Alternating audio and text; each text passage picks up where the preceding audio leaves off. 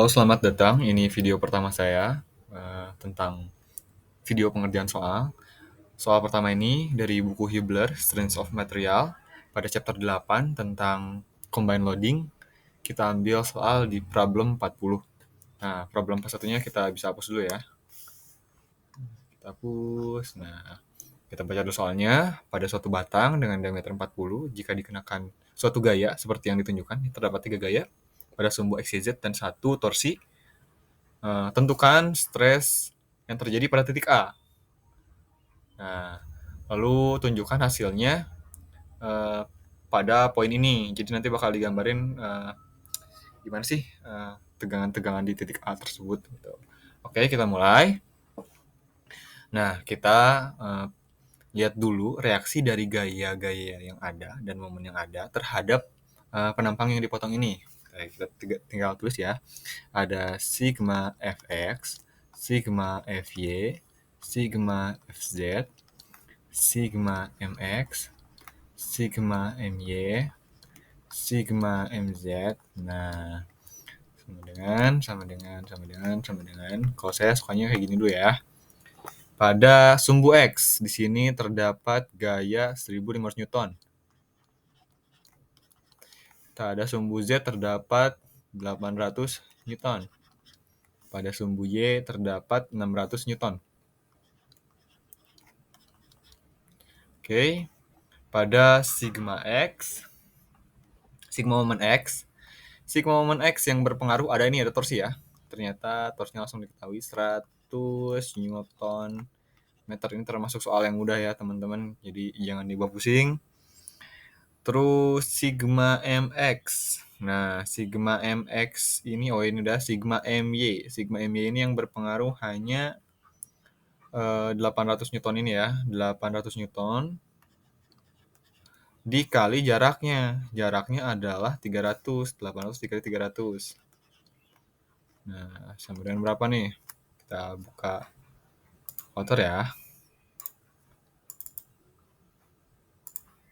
800 kali 300. Sebenarnya nggak perlu pakai kalkulator, cuma nggak apa. 240.000. Sama dengan 240.000 Newton meter. Milimeter, maaf. Wah, ini ya paham. Ini 100 Newton meter berarti sama dengan 100.000 Newton milimeter. Nah, pada sigma mz ini yang berpengaruh hanya gaya 600 Newton. Berarti kita tulis 600 dikali 300. 6 kali 3 sama dengan 18. 180.000 ya, Newton milimeter. Nah, setelah itu kita tentukan ini termasuk gaya tangensial atau gaya normal ya terhadap penambang tersebut ya. Sigma fx itu kayak ini deh, hijau ya. Sigma fx itu ini sigma karena tegak lurus. Sigma fy dan sigma fz adalah tau karena tangensial terhadap penambang. Sigma mx ini tahu teman-teman. Nah, satu-satunya tahu karena ini torsi ya. Nah, ini sigma my dan sigma mz itu kenanya tegak lurus terhadap penampang sigma. Nah, kita gambarin ya gaya-gaya si mereka ini di sini.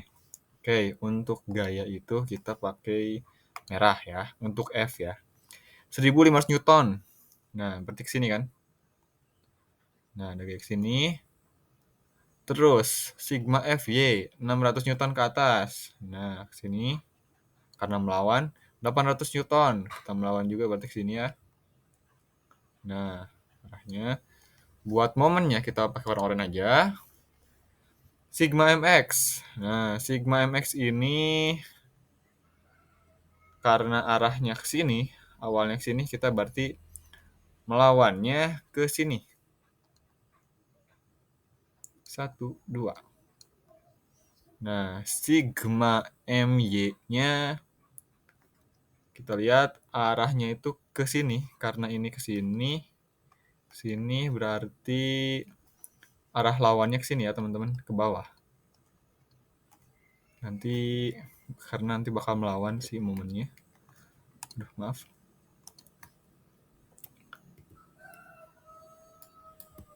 Kalau teman-teman lupa sama konsepnya, bisa lihat di bisa baca-baca lagi bukunya ya. Nah, terus di momen Z 180.000, Z itu dipengaruhi oleh 600 ini karena ke sini, karena ini tuh menjadi ke sini, berarti kita lawan ke sini ya. Nah, kalau gitu berarti ke sini, melawan sini. Nah, kita nggak perlu tulisin ya berapa gaya-gaya dan momennya. Cuman yang pasti teman-teman tahu kalau di penampang ini gaya-gaya dan momen-momen yang terjadi seperti ini. Seperti itu.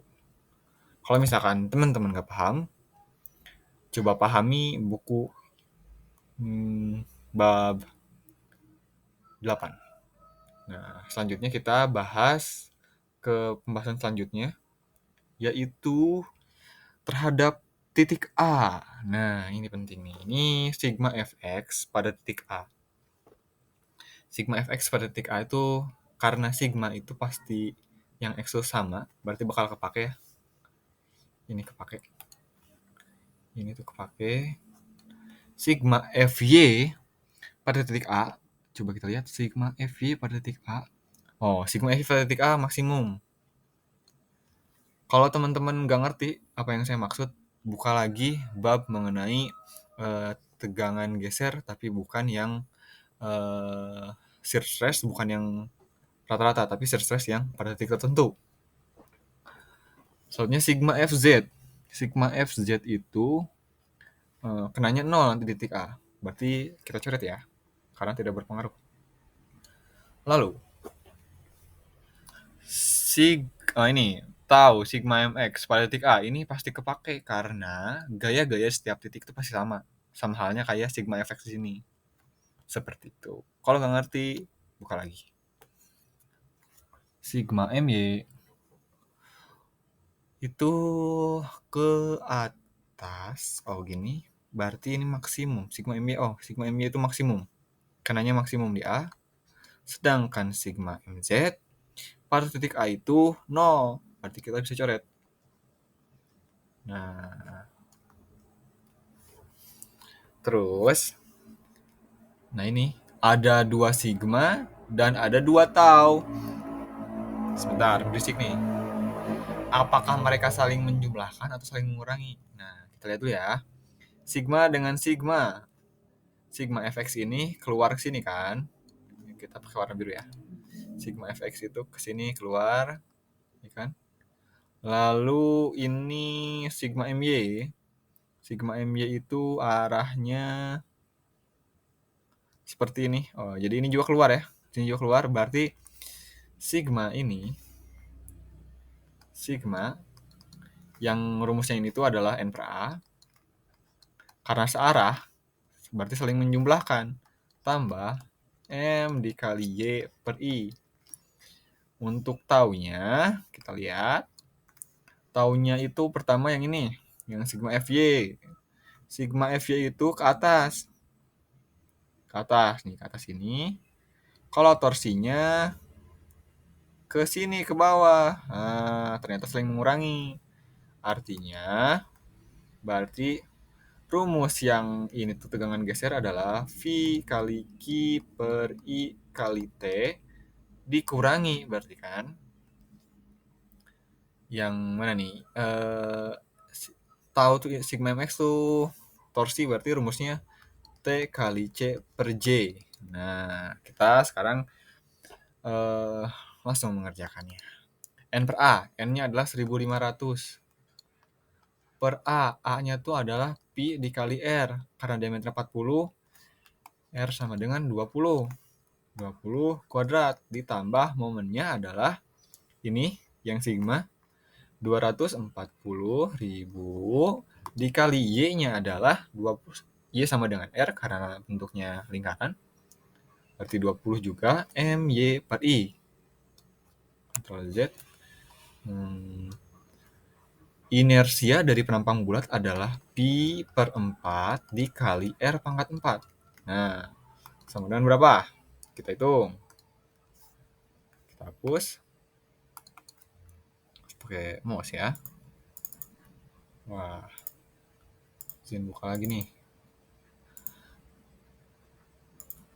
1500 per Pi dikali 20 pangkat Pi R kuadrat. Nah, ditambah 240.000 dikali 20 per Pi per 4 Pi per 4 dikali R-nya 20 pangkat 4. Mari kita hitung hasilnya sama dengan N per A, M kali Y per I. Oke, sama dengan berapa? 39,39 Pi R pangkat 4.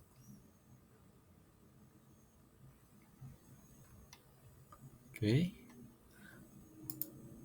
Ada yang salah nggak ya? 240.000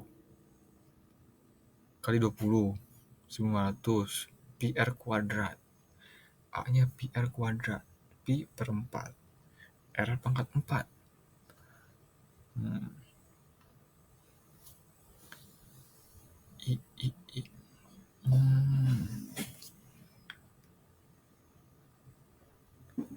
A-nya Pi R pangkat 4. Kayaknya udah bener deh. Oke. Kadang ngitung pakai kalkulator tuh suka nggak yakin, tapi nggak apa. 39,39 karena Newton milimeter sama dengan MPa. Oke, sekarang kita VKIT. V-nya adalah, jadi ini tuh N ya, sebutannya N. Saya lupa, nggak tahu ini sebutannya V, ini sebutannya V karena tahu. Kalau ini sebutannya MY per IM, berarti ini T, ini M, ini M. Nah, begitulah. Kalau nggak paham, materi ini harus pahami dulu bab-bab sebelumnya baru bisa masuk ke bab ini, teman-teman ya. V adalah 600. Q itu adalah Y kali A. Y kali A adalah 4 kali R. R-nya adalah 20 per 3 Pi dikali A-nya adalah Pi kali 20 per kuadrat ya, per 2. I-nya adalah sama kayak tadi, Pi per 4 kali R pangkat 4. Oh ya, ini 20 ya. 20 pangkat 4 dikali T-nya adalah 40. Kita tahu ya. Dikurangi T-nya adalah 100.000 dikali C-nya 20 per J. J adalah momen inersia polar. Pi per 2 kali 20 pangkat 4. Karena rumusnya Pi per 2 R pangkat 4. Oke, kita pakai kalkulator lagi. Supaya bisa coret.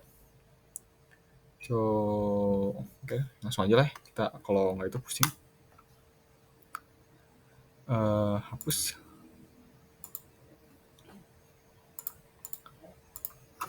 600 dikali ini 4 dikali 20 per 3 Pi dikali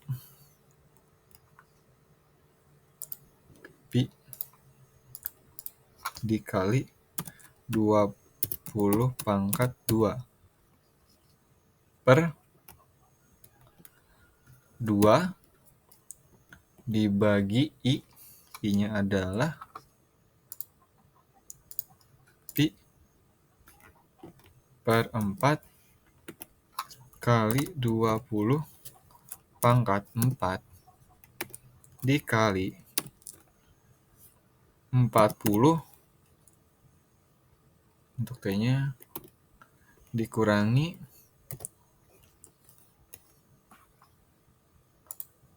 100.000 dikali 20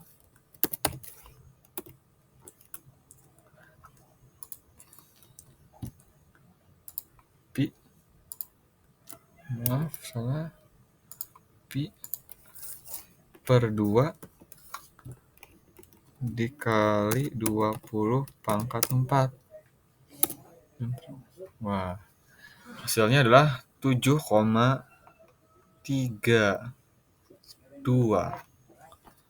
Hasilnya adalah 7,32 MPa. Oke, teman-teman, jadi inilah hasilnya. Untuk sigma dan untuk tau. Nah, lalu ini fungsinya buat apa kan? Kita supaya tahu di titik tertentu tegangan yang terjadi berapa. Lalu kalau misalkan ke materi selanjutnya bakal ada stress transformation. Nanti kita bakal bahas juga tentang teori of Euler. Ini masih tentang cara yang ini. Ini gampang kan teman-teman, semoga bisa memahami. Karena saya masih awal ngejelasin kayak gini, mungkin banyak kurangnya. Semoga dengan berjalannya waktu bisa jadi mudah dipahami lah sama teman-teman. Oke, selanjutnya saya lupa satu lagi. Ini bentukan gini. Untuk tegangannya adalah tegangan normal 39,39 dan tegangan gesernya adalah 7,32. Tapi karena tadi hasilnya negatif, sebenarnya harusnya ke sini ya, ke bawah. Oke. Itu saja. Assalamualaikum warahmatullahi wabarakatuh.